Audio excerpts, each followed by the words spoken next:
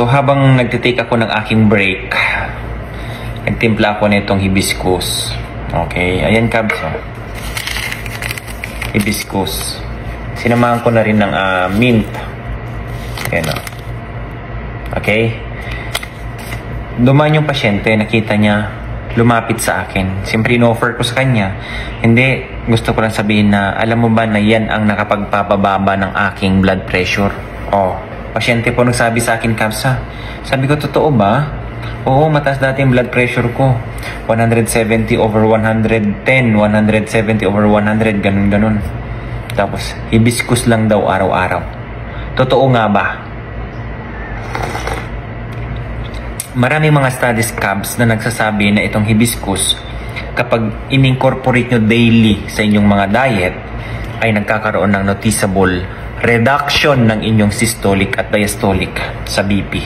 Dahil ang hibiscus, Kabs, napakataas ng antioxidant nito kung tawagin ay quercetin at saka anthocyanins na pwedeng makakatulong dyan sa inyong mga blood pressure. Hindi lang yun. Alam nyo ba? Marami pong hindi nakakaalam nito sa properties ng hibiscus. O Kabs, gumamela nga ito, Kabs. Okay? Kung may gumamela ka dyan, bulaklak ng gumamela. Yan yung ilagay mo na sa mainit na tubig. Eto na yun. Iba-iba man ang klase. Ang tawag dyan, hibiscus sinensis. Dito, iba-iba yung mga, pero parehas lang ng hibiscus at parehas lang ng effect yan. Etong karamihan hindi alam sa properties ng hibiscus. Bakit? Maganda siya sa mga matataas ang blood pressure.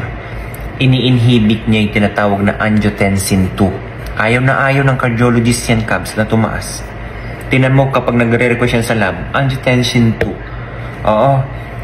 Ang ginagawa ngayon nitong hibiscus, ini-inhibit niya yung pagtaas niyan. Kasi ang angiotensin 2, yan yung powerful vasoconstrictor. So kung sinisikipan niya yung blood vessel nyo, ang tendency tumataas ang blood pressure nyo. O kapag umiinom ka nito, yan naman yung nagbibigay ng vasodilation.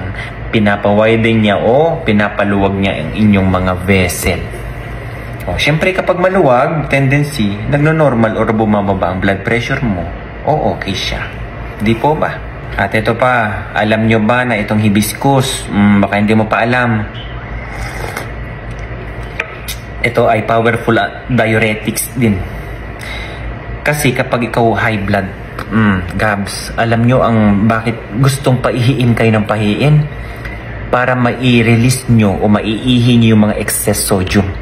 Yan ang nagbibigay ng pagtaas ng inyong blood pressure. O yan, kung diuretics to, so ihi ka ng ihi.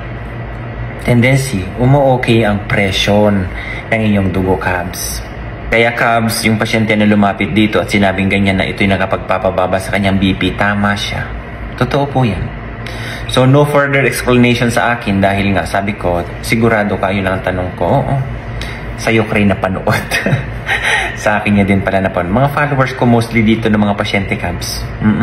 Lalo yung kumukuha ng resulta dito, yayakapin ka lang yan dahil nga natutuwa sila sa mga sinishare mo. Sa totoo lang. Oo. Isa lang nang din naman akong instrumento dito, Kabs. Okay? Gumawa lang tayo ng kabutihan sa kapwa. Balang araw, o yan ang ating maiiwan, ang kabutihang ating nagawa. Okay? So, yeah, cheers!